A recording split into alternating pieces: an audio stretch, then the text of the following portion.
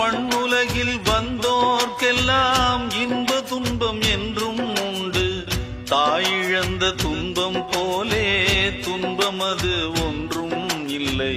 பூமி என்ற தாயும் உண்டு, வானம் என்ற தந்தை உண்டு.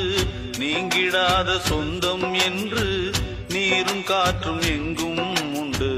பூபாளம் பாடும் காலை வந்து வரவேற்கும். தாயின்றி நின்ற பிள்ளை தன்னை என்றும் காக்கும்.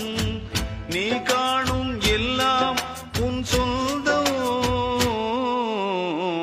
ஆலோலம் பாடி அசைந்தாடும் காற்றே, அதை கேட்டு தூங்கும் ஆவாரம் பூவே.